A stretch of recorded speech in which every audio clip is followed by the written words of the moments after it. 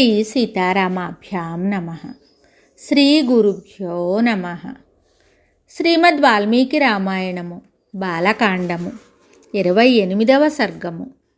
విశ్వామిత్రుడు శ్రీరామునకు అస్త్రముల ఉపసంహార మంత్రములను ఉపదేశించుట. శ్రీరాముడు శుచి అయి అస్త్రములను స్వీకరించి మిక్కిలి సంతసించిన వాడై మార్గమధ్యమున వెళుతూ విశ్వామిత్రునితోటి ఇలా అన్నాడు: ఓ పూజ్య మహర్షి, మీ అనుగ్రహము వలన అస్త్రములను పొందితిని. ఇప్పుడు సురాసురులు సైతము నన్ను ఎదుర్కొనజాలరు.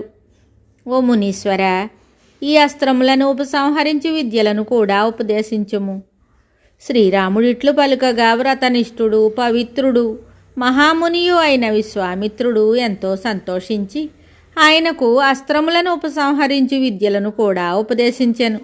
ఓ రాఘవ, సత్యవంతము, సత్యకీర్తి, దృష్టము, రభసము, ప్రతిహారతరము, పరాంగుఖము, అవాంగ్ముఖము, లక్షాక్షము, విషమము, దృఢనాభము, సునాభకము, దశాక్షము, శతవక్త్రము, దశశీర్షము, శతోదరము, పద్మనాభము, మహానాభము, దుందునాభము, సునాభకము, జ్యోతిషము, కృశనము, నైరాస్యము, విమలము, యోగంధరము, హరిద్రము, దైత్యము, ప్రశమనము, శుచిబాహువు, మహాబాహువు, నిష్కులి, విరుచి, సాచిమాలి, ధృతిమాలి, వృత్తిమంతము, రుచిరము, పితృసౌమనసము, విధూతము, మకరము, కరవీరకరము,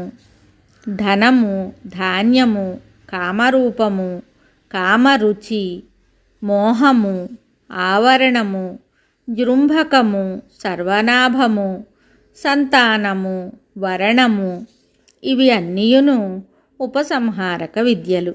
ఓ రామ, ఇంతకుముందు భృశశ్వతనయుల అస్త్రరూప మంత్రములను నీకు ఉపదేశించి ఉన్నాను.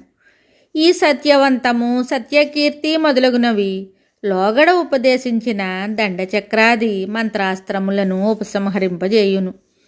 వీటిని పొందుటకు నీవు అర్హుడవుగాన తీసుకొనుము, నీకు భద్రమగుగాక. అంతట రాముడు అట్లే అని ప్రసన్న చిత్తుడై ఉపసంహారక మంత్రములను స్వీకరించెను. అవియును శ్రీరాముని చేరెను. మంత్రస్వీకారానంతరము ఆ మంత్రముల అధిదేవతలు రాముని ఎదుట సాక్షాత్కరించారు. వారి దేహములు ఆ దివ్య తేజస్సులతో విలసిల్లుతూ కాఠిన్యము కలిగి ఉండెను. అవి ఆహ్లాదకరములు. వారిలో కొందరు అగ్నివలెను, కొందరు పొగవలెను, మరికొందరు సూర్యచంద్రులను పోలియు ప్రకాశిస్తున్నారు.